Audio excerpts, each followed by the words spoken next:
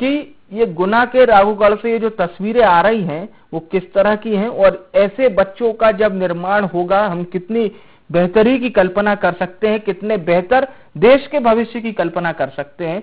बिल्कुल सही कहा आपने तेज सिंह। लेकिन जाहिर सी बात है, आपने परिजनों का एक पक्ष बताया, आपने ये भी बताया कि वहां पर शिक्षक जिनका ये कहना था कि चलिए 19 का पहाड़ा, तो उन्होंने हालांकि बड़े आराम से धीरे धीरे सुना दिया, लेकिन उसमें भी कुछ त्रुटियां थी। खैर, इसमें सिस्टम अभी तक कहां पहुंच रहा है, क्योंकि वहां पर भी जाहिर सी बात है, हमने बीआरसी से तो चर्चा कर ली है, सिस्टम अभी वहां पर किस तरह से पहुंच रहा है? जी, अधिकारी है, उनकी जिम्मेदारी बनती है समय समय पे मॉनिटरिंग करना, स्कूलों में बिल्कुल निरीक्षण करना, समय समय पे कहाँ पर क्या स्थिति है, स्थितियों का जायजा लेने की बिल्कुल जिम्मेदारी रहती है। भाई स्कूलों में किस तरह की कमियां है उनको सुधारा जाए। लेकिन देखिएगा, जिम्मेदार तो है वो, जब उनके पास जाते हैं तो बोल देते हैं भाई मामला हमारे संज्ञान में आ गया है, आपके माध्यम से आया है, अब उसको जांच करवाएंगे, जांच करवाने के बाद में जो भी दोषी होगा उसके खिलाफ कार्रवाई की जाएगी।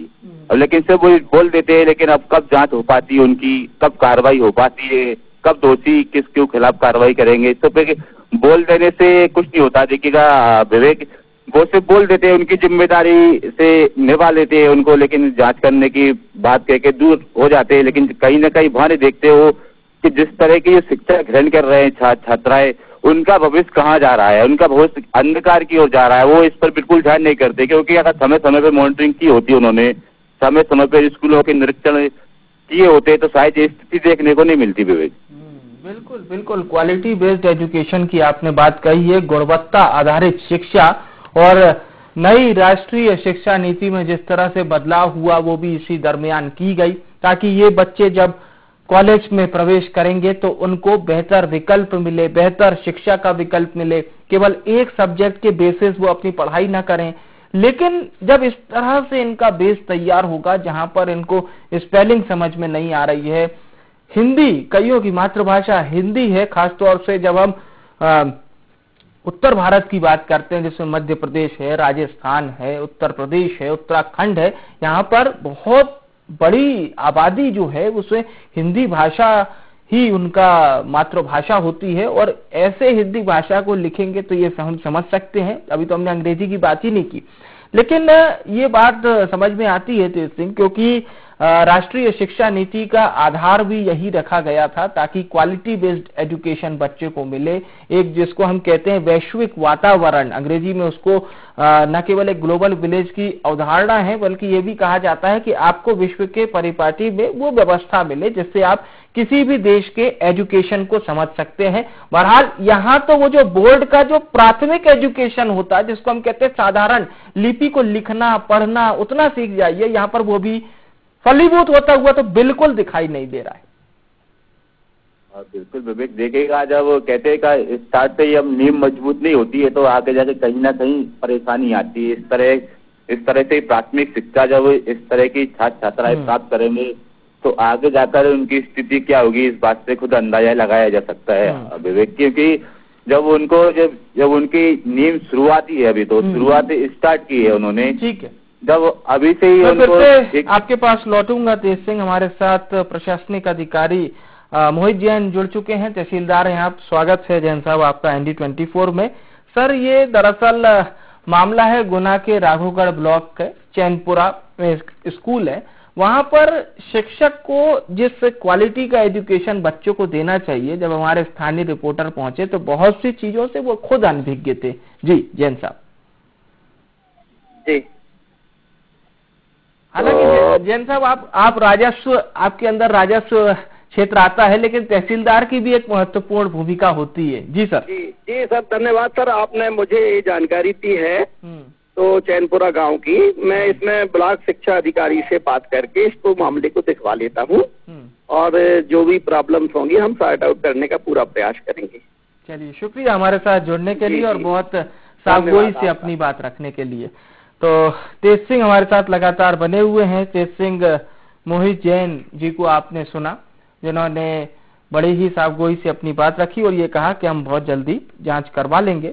हम अपनी बात को पुनः जारी रखते हैं। जो हम चर्चा तेज सिंह यही कर रहे थे कि शिक्षा नीति हो या फिर जिस तरह से व्यवस्था को बदलने की भी बात हो तो वो इसीलिए की जाती है ताकि बच्चों के भविष्य को लेकर न केवल उन्हें बेहतर विकल्प मिले बल्कि साथ ही साथ एक इक्विवेलेंट एजुकेशन जिसको हम कहते हैं, क्योंकि कई बच्चे ऐसा होता है जब वो प्रतियोगी परीक्षा में जाते हैं तो जाहिर सी बात है बोर्ड के बच्चों का स्तर ऐसा न केवल अवधारणा में शामिल है बल्कि ये यथा स्थिति में भी दिखाई देता है। इसीलिए सरकार ने बोर्ड की परीक्षा की तैयारी करने वाले बच्चों के एजुकेशन में स्तर को बढ़ाने के लिए एक्स्ट्रा करिकुलर एक्टिविटी डाली। मध्य प्रदेश में भी इम्प्लीमेंट हुआ, लेकिन जब हम ग्रामीण स्तर पर पहुंचते हैं तो इस तरह की कोई चीज नहीं दिखाई देती। देखिएगा, बिल्कुल विवेक, ग्रामीण क्षेत्रों में शिक्षा को लेकर बात करें तो काफी पिछड़े हुए शिक्षा क्षेत्र में बिल्कुल सही बात। देखिएगा, जो बात चल रही थी अपनी, देखिएगा स्टार्ट में कोई भी चीज होती है स्टार्ट से शुरुआत करते हैं। अगर उस शुरुआती दौर में उनको सही शिक्षा ग्रहण नहीं हो पा रही है, उनको सही शिक्षा नहीं मिल पा रही है तो लेकिन आगे जाके कहीं ना कहीं मुसीबत तो जरूर होती है, उनको प्रॉब्लम जरूर खड़ी हुई, क्योंकि जब स्टार्ट से शुरुआती शिक्षा ठीक से नहीं मिल पा रही है, जब आगे बढ़ेंगे तो आगे जाके नहीं और उस तरह की ये शिक्षा मिलेगी, उससे तो बिल्कुल संभव नहीं है कि वो आगे बढ़ पाएंगे, क्योंकि कहीं ना कहीं जब देखते हैं अपन 10th में 12th में जब वो जा पाएंगे तो अभी से ये उनकी नींव कमजोर है तो आगे जाके संभव नहीं है कि वो आगे परीक्षाओं में निकल पाएंगे जब इस तरह की बिल्कुल शिक्षा उनको ठीक से शिक्षा ही नहीं मिल पा रही है। और यही स्थिति भी चैनपुरा की कहीं ना कहीं यही स्थिति है, क्योंकि जब पढ़ाने वाले अपने विचारों से अपनी पढ़ाई से अनभिज्ञ रहेंगे, हम किसी के व्यवहार पर नहीं जा रहे, लेकिन कम से कम उस व्यक्ति में इतनी दक्षता होनी चाहिए कि जिस विषय की वो बच्चों को पढ़ाई कर पा रहा हो उसे बड़े ही अच्छे से समझा सके कि भाई हम आपको हिंदी भाषा में पढ़ा रहे हैं तो हिंदी हम आपको पढ़ा सकें, गणित पढ़ा रहे हैं तो गणित में हम आपको पढ़ा सकें। लेकिन इस तरह की स्थिति हाल फिलहाल होती हुई दिखाई तो नहीं दे रही है, पर कोशिश यही है कि इसको और समझने की, ताकि सिस्टम तक भी ये बात पहुंचे और एटलीस्ट सिस्टम तो समझे। हरिशंकर विजयवर्गीय जी हमारे साथ जुड़ चुके हैं, कांग्रेस के जिला अध्यक्ष हैं। विजयवर्गीय साहब, स्वागत है आपका ID24 में। सर, ये राघोगढ़ ब्लॉक के शासकीय स्कूल चैनपुरा का मामला है। हमारे स्थानीय रिपोर्टर जब वहां पहुंचे तो उन्हें पता चला कि यहाँ बच्चों को अच्छे से लिखना पढ़ना नहीं आता, और फिर उसका जब कारण पता चला तो वो और हैरान कर देने वाला था कि शिक्षक भी बहुत सी चीजों से अनभिज्ञ थे। जी। तो विजयवर्गीय साहब, मैं ये जरूर चाहूंगा, एक मजबूती विपक्ष पार्टी के तौर पर न केवल आप वहां प्रतिनिधित्व कर रहे हैं बल्कि साथ ही साथ राघोगढ़ तो सबको पता है सदियों से कांग्रेस का गढ़ रहा है, तो आप लोग क्या पहल करेंगे इस विषय पे? जी, आपका शुभ नाम सर?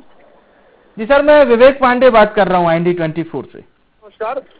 मेरा निवेदन ये है कि आपने हमें अवगत कराया है और निश्चित रूप से गंभीर और चिंतनीय बात आपने हमको बताई है जी। हम हमारे माननीय विधायक आदरणीय श्री जयवर्धन सिंह जी को अवगत कराएंगे और बच्चों के उज्जवल भविष्य के लिए अति शीघ्र पर कार्रवाई भी कराएंगे, क्योंकि ये बच्चों के भविष्य का सवाल है जी।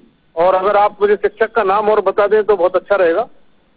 जी, दरअसल स्कूल के सहायक शिक्षक का हम आपको बिल्कुल नाम भी बता देंगे, और ये इस बारे में जब हमने स्थानीय जो वहां पर अधिकारी हैं उनसे भी चर्चा की थी विजयवर्गीय जी, तो उनका ये कहना था, अशोक शर्मा नाम है वो जो सहायक शिक्षक हैं वहां पर। जी विजयवर्गीय जी। निश्चित जी, मैं माननीय विधायक जी से अनुरोध करूंगा और निश्चित रूप से वो बहुत गंभीर और क्षेत्र के लिए चिंतित व्यक्ति हैं, वो बच्चों के भविष्य के लिए वो निश्चित रूप से अति शीघ्र कार्रवाई करेंगे। चैनपुरा स्कूल में शासकीय शिक्षक जो हैं अशोक शर्मा जी के संबंध में, ठीक है।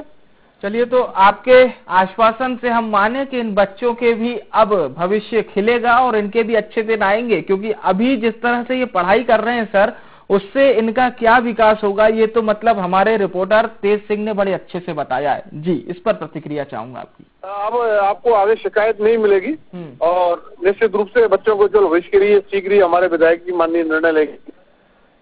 चलिए, शुक्रिया हमारे साथ जुड़ने के लिए, आपका बहुत बहुत धन्यवाद। रिपोर्टर हमारे तेज सिंह हमारे साथ लगातार बने हुए हैं। तेज सिंह, चलिए, आपकी खबर ने असर दिखाना तो अभी से शुरू कर दिया है, क्योंकि ये बात अब स्थानीय विधायक तक भी पहुंचेगी। जयवर्धन सिंह पूर्व मंत्री भी रह चुके हैं प्रदेश सरकार में अहम विभाग के। महत्वपूर्ण बात यहाँ पर यह है तेज सिंह कि इस तरह से यदि बच्चों की ये खबर नहीं आती तो फिर इनका भविष्य कैसे सुधरता।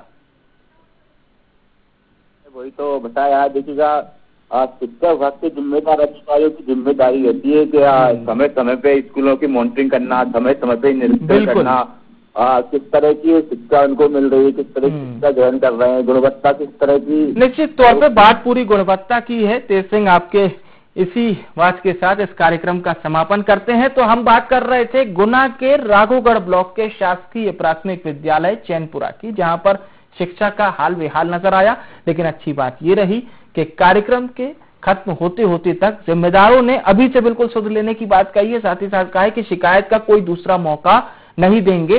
तो इतना तो मान सकते हैं कि जो बच्चों का भविष्य अभी संकट में नजर आ रहा था, कम से कम उनके लिए एक पहल शुरू हो गई है। फिलहाल के लिए इंडियन साइड में इतना ही। मुझे यानी विवेक को दीजिए इजाजत। नमस्कार।